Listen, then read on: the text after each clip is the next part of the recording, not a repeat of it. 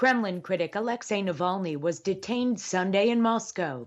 The opposition leader was taken into custody during his first time back in Russia since he was poisoned last August. Navalny was traveling from Germany, where he had been in rehab. He was detained at passport control at a Moscow airport. His lawyer, who was traveling with him, was not allowed to accompany him. Last month, Russia's prison service ordered Navalny to attend a parole hearing or risk jail for failing to return before the terms of his suspended sentence expired. He could face a jail sentence of as much as 3.5 years, according to court documents. Navalny fell ill on a flight from Tomsk to Moscow last year. Lab tests in 3 European countries established Navalny was poisoned with a nerve agent of the Novichok class. The findings led the European Union to impose sanctions on 6 Russian officials and a state research institute. Across the United States, law enforcement officers and National Guard troops are standing guard at state capitol buildings Sunday. The extra protection is in preparation of protests leading up to President-elect Joe Biden's inauguration on Wednesday. So far, protests have only drawn a small number of Trump supporters who believe the president's false claim that the 2020 election was rigged.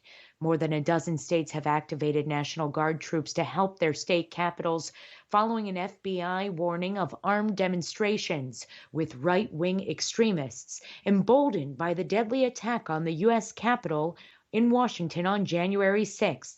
Security officials had eyed Sunday as the first major flashpoint. Ugandan opposition leader Bobi Wine's party said Sunday that it would challenge his loss in the recent presidential election. Wine's National Unity Party said they have evidence of ballot stuffing and other forms of election malpractice. Uganda's election commission declared President Yoweri Museveni the winner of the 2021 general election Saturday. Museveni, who is 76, has ruled Uganda continuously since 1986. He has dismissed claims of voting fraud in the recent election against Wine, who is a singer turned lawmaker. Sunday's announcement from the opposition party came as 2 people were confirmed dead in protests since the election result, according to Reuters. Both the U.S. and Britain expressed concern over the validity of Uganda's election results. Both nations noted the internet blackout throughout Uganda since before the election day. State Department spokesperson Morgan Ortagus tweeted Saturday, quote, "We urge authorities to address such irregularities and restore communications." On Sunday, Jake Sullivan, President-elect Biden's incoming national security advisor, tweeted, quote, "The news from Uganda is deeply concerning." He went on, "After this flawed election, the world is watching." Opposition Democrats are building their case for convicting President Trump in his second impeachment trial.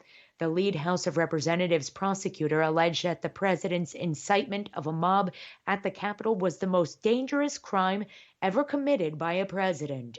Democratic Representative Jamie Raskin said Sunday that the storming of the Capitol was part of President Trump's effort to dismantle and overturn Biden's election victory. Democrats have not yet said when they will send the impeachment article to the Senate.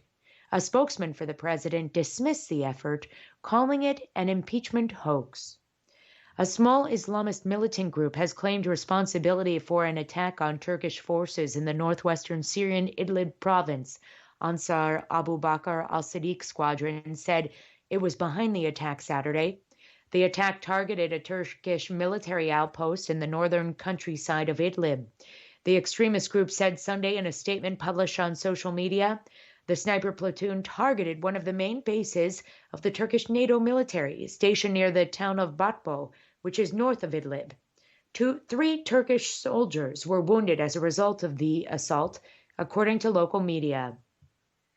Indonesian rescue teams have pulled more bodies from the rubble of residential and commercial buildings toppled by last week's strong earthquake.